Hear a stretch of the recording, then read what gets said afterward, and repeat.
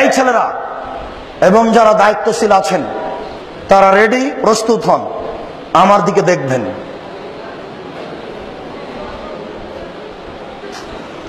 আল্লাহু আকবার বলে সালাতে দাঁড়াতে হবে। হাত দুটি এইভাবে উঠবে। আল্লাহু আকবার বলার পূর্বে দুটি কথা।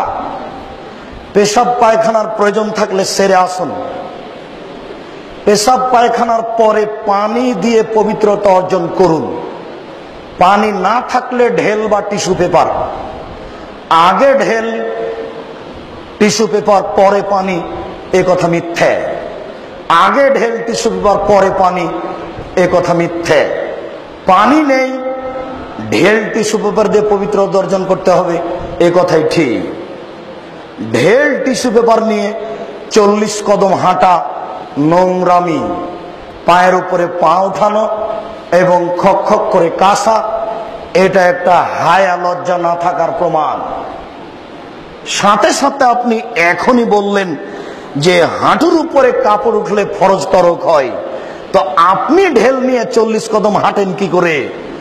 আর আপনি যে 40 কদম হাঁটেন, তো আপনার স্ত্রী 40 কদম হাঁটে কিনা ঢেল নিয়ে? ধর্মকে পাগল পেয়েছেন? ধর্ম কি পাগল কিছু? धर्म की राजशाही चांपाइनबाबगंज हवाई लड्डू दोनों हाथ में लड्डू है, जो चाहे उसको खा ले, जो चाहे उसको छोड़ दे। जी ना, धर्म एकजन मानुषेर कथा दिए चले जार नाम मोहम्मद सल्लल्लाहु अलैहि वसल्लम। पृथिवीर कोनो मानुषेर 5 पैसा दाम नहीं धर्मे। धर्म एकजन मानुषेर कथा दिए चले जार नाम मोहम्मद सल्लल्लाहु अलैहि वसल्लम। एक गिलास पानी पान करले 5टा विधान लागे। 1 डान हाथ, 2 बिस्मिल्लाह, 3 श्वास, 4 বসে, 5 শেষে আলহামদুলিল্লাহ। 1 गिलास পানি পান করলে 5টা বিধান লাগে। 1 ডান হাত, 2 বিসমিল্লাহ, 3 শ্বাস, 4 বসে, 5 শেষে আলহামদুলিল্লাহ।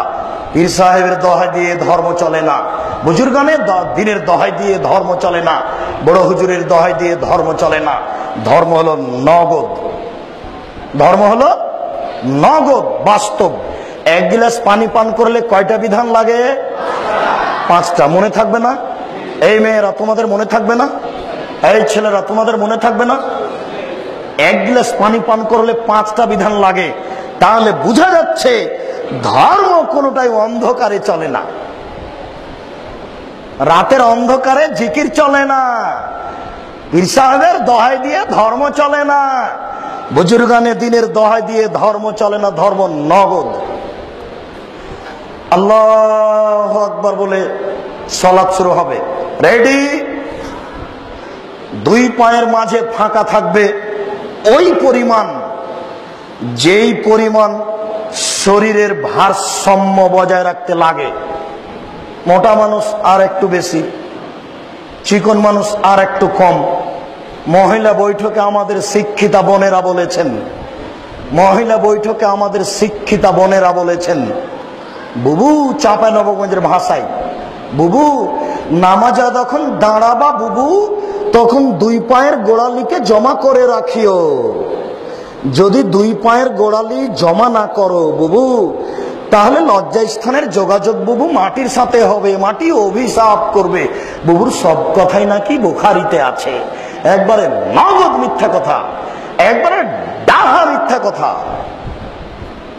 শাড়ি পরেই নামাজ হবে, ছায়া পেটিকোট পরেই নামাজ হবে। বুবু তুমি নামাজ পড়ার পূর্বে সালোয়ার পরে নিও, যদি সালোয়ার না থাকে বুবু ল্যাঙ্গট পরিও। বুবুর সব কথাই নাকি বুখারীতে আছে। বুবুর একবারে কথা নগদ মিথ্যে, ডাহা মিথ্যে। কিয়ামত পর্যন্ত বুবুর কথা সত্য হবে না। শুনেন, পুরুষ নারী তার শরীরের ভারসাম্য বজায় রেখে দাঁড়াবে। কথা বুঝাতে পারি না? আল্লাহু আকবার বলে আঙ্গুলগুলি জমা জমা করবে। হাত দুটি থুতনির নিচে আসবে না, হাত দুটি কানের কাছে যাবে না, হাত দুটি থাকবে কাঁধ সামনাসামনি। বুঝাতে পারছি না? আল্লাহু আকবার বলে ডান হাতের কবজি বাম হাতের কবজির উপরে রাখতে হবে। মেয়েরা কিন্তু এইভাবে রাখে, একবারে নগদ ভুল। কিভাবে হবে? এইভাবে। আমি মনে হয় বুঝাতে পারি না।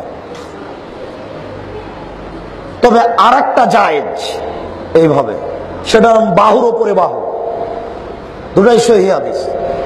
এইটা সংখ্যা, হাদিস সংখ্যা বেশি, বুঝা যায় না? এরপর বুকের উপরে রাখেন, মহিলাদের বুকে, পুরুষদের নাভির নিচে, একবারে নগদ মিথ্যা কথা। সবারই বুকের ওপরে, নাভির নিচে বাঁধেন। তিনটি হাদিস আছে, তিনটি ঠিক নয়। বাঁধেন না বাঁধেন সে কথা আমি বলি না, আপনি বাঁধেন। আপনার বাঁধা আমি বন্ধ করতে আসিনি, আপনি বাঁধেন, বুকের ওপরে বাঁধেন। চারটি সহিহ হাদিস। নাভির নিচে বাঁধেন, তিনটি জয়ীফ হাদিস। পুরুষ নারী সবই সমান, সবাই বুকের ওপরে বাঁধবে, সবাই নাভির নিচে বাঁধবে। নারী বুকে, পুরুষ নিচে, এই ভাগ কি করে হলো? একবারে নগদ মিথ্যে। বুকে হাত বেঁধে প্রথমে সুবহানাকা আল্লাহুম্মা ওয়া বিহামদিকা ওয়া তাবারাকা ইসমুকা ওয়া তাআলা জাদ্দুকা লা ইলাহা গায়রুক চলবে। আল্লাহুম্মা বা'id বাইনি ওয়া বাইনা খাতায়ায়া কামা বা'আতা বাইনাল মাশরিক ওয়াল মাগরিব। আল্লাহুম্মা নাক্কিনি মিনাল খাতায়া কামা ইয়ানাক্কা সাবুল আবিজু মিনাদ দানাস। আল্লাহুম্মা আগসিল খাতায়ায়া বিল মাই ওয়াস সালজি ওয়াল বারাদ। খুব পাওয়ারফুল দোয়া, খুব গ্রহণীয় দোয়া। আল্লাহ, তুমি আমার পাপকে দূরত্ব রাখো, পূর্ব এবং পশ্চিমকে যত দূরত্বে রেখেছো। পূর্ব এবং পশ্চিম যেমন কোটি কোটি কিলোমিটার দূরে আছে, তুমি আমাকে আর আমার পাপকে অত দূরত্বে রাখো। আল্লাহুম্মা নাক্কিনি মিনাল খাতায়া, তুমি আমার পাপকে ধুয়ে পরিষ্কার করে দাও। যেমন ভাবে ঠান্ডা পানি দিয়ে, যেমন ভাবে বরফ দিয়ে, তুষার দিয়ে ময়লাকে, কাপড়কে ধুয়ে পরিষ্কার করা হয়। এই গুরুত্বপূর্ণ দোয়াটি পেশ করার পরে বলবেন আউযুবিল্লাহি মিনাশ শাইতানির রাজিম, মারদুদ বিতাড়িত শয়তান থেকে পরিত্রাণ চাচ্ছি। বিসমিল্লাহির রহমানির রহিম, পরম দাতা দয়ালুর নামে আরম্ভ করছি। আলহামদুলিল্লাহি রাব্বিল আলামিন, বিশ্বজগতের প্রতিপালকের প্রশংসা। আর রহমানির রহিম, তিনি হচ্ছেন পরম দাতা দয়ালু। মালিক ইয়াউমিদ্দিন, তিনি হচ্ছেন বিচার দিনের মালিক। ইয়াকা না'বুদু, একমাত্র তোমার ইবাদত করি। ওয়া ইয়াকা নাস্তাঈন, একমাত্র তোমার নিকটে সাহায্য চাই। ইহদিনাস সিরাতাল মুস্তাকিম, তুমি আমাকে সোজা সঠিক পথ দেখাও। সিরাতাল্লাযিনা আন'আমতা আলাইহিম, ওই পথ তুমি দেখাবে যেই পথকে তুমি ভালোবেসেছো, ওদের পথ তুমি দেখাবে। যাদেরকে তুমি ভালোবেসেছো ওদের পথ দেখায় না, যাদের প্রতি তুমি অসন্তুষ্ট। আমিন। দীর্ঘ সময় ধরে তোমার দরবারে যে প্রার্থনা করলাম, এটা তুমি কবুল করো। 8টি সহিহ হাদিস জোরে, আর 1টি জয়ীফ হাদিস। চুপের কোনো প্রমাণ নেই। এরপর আপনি বলেন বিসমিল্লাহির রহমানির রহিম, পরম দাতা দয়ালুর নামে আরম্ভ করছি। যে কোনো সূরা, কুল হুয়াল্লাহু আহাদ। হে নবী, আপনি বলুন আল্লাহ একক, আল্লাহুস সামাদ, আল্লাহ নিরপেক্ষ মুখাপেক্ষীহীন। লাম ইয়ালিদ, তিনি কাউকে জন্ম দেননি। ওয়া লাম ইউলাদ, তিনি কারো থেকে জন্ম নেননি। ওয়া লাম ইয়াকুল লাহু কুফুয়ান আহাদ, তার সমকক্ষ কেউ নেই। আল্লাহু আকবার। হাত এই পর্যন্ত উঠিয়ে, ছেড়ে খুলে এই পর্যন্ত উঠিয়ে, ওইভাবে উঠিয়ে ছেড়ে দেন, দিয়ে রুকুতে যান। রুকুতে যাওয়ার পূর্বে কয়েকটি কথা। হাত দুটি রডের মতো সোজা হয়ে থাকবে, আঙ্গুল খোলা খোলা থাকবে, আঙ্গুল দিয়ে হাঁটুকে চেপে ধরে থাকবেন। পিঠের লম্বা হাতটা রডের মতো সোজা থাকবে। মেয়েরা যখন রুকু করে তখন পিঠটা এরকম বাঁকা হয়ে থাকে, উটের মতো, উটের কুজের মতো উঁচু হয়ে থাকে। এরকম চলবে না, এতে নামাজ হবে না। একবারে সোজা রডের মতো থাকবে, মাথা উঁচুও হবে না, মাথা নিচুও হবে না। এই দেখেন, আল্লাহু আকবার। সবাই তো দেখতে পাবেন না, দাঁড়ালে তো সবাই দেখতে পাবেন না। আচ্ছা, শুকরিয়া, জাযাকুমুল্লাহ খায়ের। আপনাদের আবেগকে আমি স্বাগতম জানাই। শুকরিয়া, জাযাকুমুল্লাহ খায়ের। একবারে পিঠের লম্বা হাতটা একবারে, চুপ। পিঠের লম্বা হাতটা একবারে সোজা হবে, মাথা উঁচুও হবে না, মাথা নিচুও হবে না, একটু 19-20 হলে রুকু হবে না। এরপর আপনি বলেন সুবহান রাব্বিয়াল আযীম, উঁচু আল্লাহর পবিত্রতা বর্ণনা করি যতবার ইচ্ছে। সুবহানাকা আল্লাহুম্মা রাব্বানা ওয়া বিহামদিকা আল্লাহুম্মা আগফিরলি, প্রশংসা সহকারে তোমার পবিত্রতা বর্ণনা করি, তুমি আমাকে ক্ষমা করো, যতবার ইচ্ছে। আরো দোয়া। এবার সিজদায় চলেন। 7 হাড়ের উপরে সিজদা করতে হবে। নাক কপাল 1, 2 হাত 3, 2 হাঁটু 5, 2 পায়ের বৃদ্ধাঙ্গুল 7।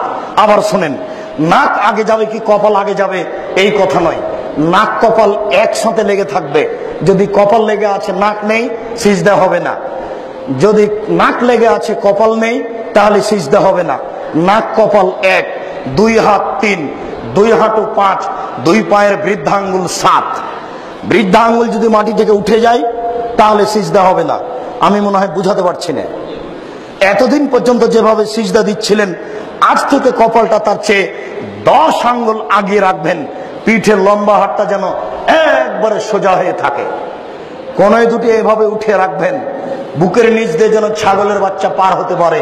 ওই যে চাঁপাইনবাবগঞ্জের শিক্ষিতা বুদ্ধিমতী মহিলা বলেছে, বুবু যখন সিজদা করতে যাবা বুবু, হাতি যেমন মাটিতে পড়ে যায় তেমন মাটিতে পড়ে গিয়ে বুককে উরুর সাথে লাগিয়ে আঁটো সাঁটো হয়ে সিজদা করিও বুবু।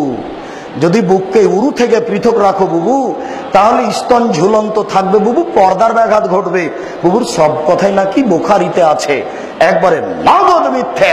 পুরুষ নারী একই ব্যাপার, যেন ছাগলের বাচ্চা পার হতে পারে বুকের নিচ দিয়ে।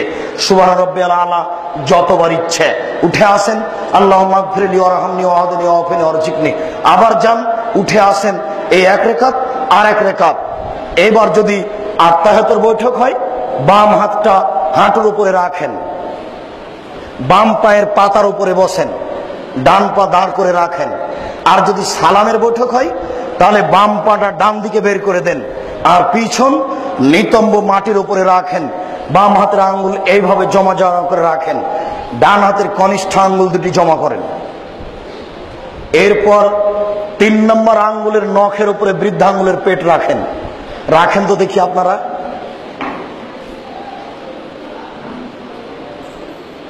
জি, এই বৃদ্ধাঙ্গুলের পেটটায় আঙ্গুলের নখের উপরে রাখতে হবে।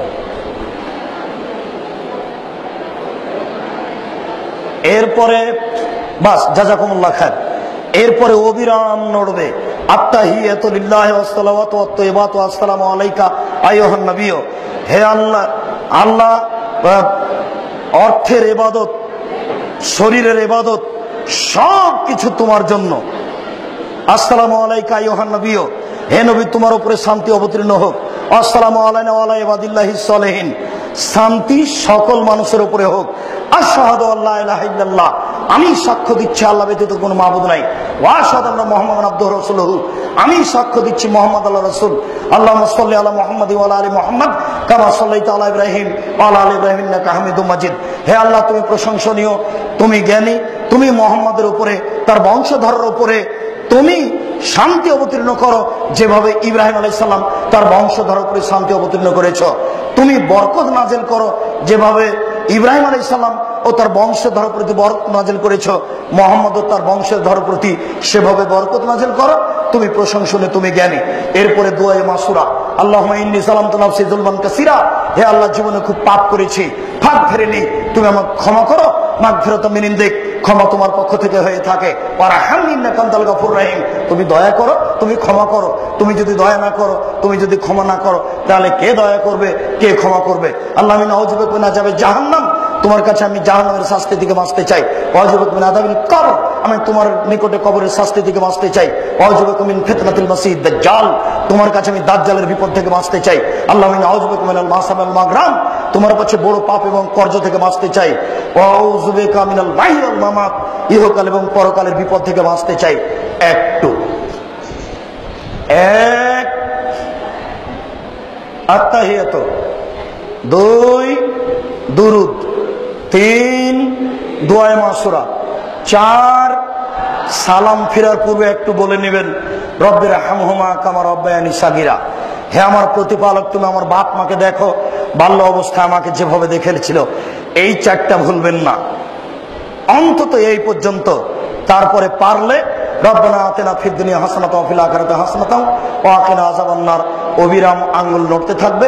আসসালামু আলাইকুম রাহমাতুল্লাহ, আসসালামু আলাইকুম রাহমাতুল্লাহ, আল্লাহু আকবার, আস্তাগফিরুল্লাহ, আস্তাগফিরুল্লাহ। আর অনেক, অন্তত আয়াতুল কুরসি।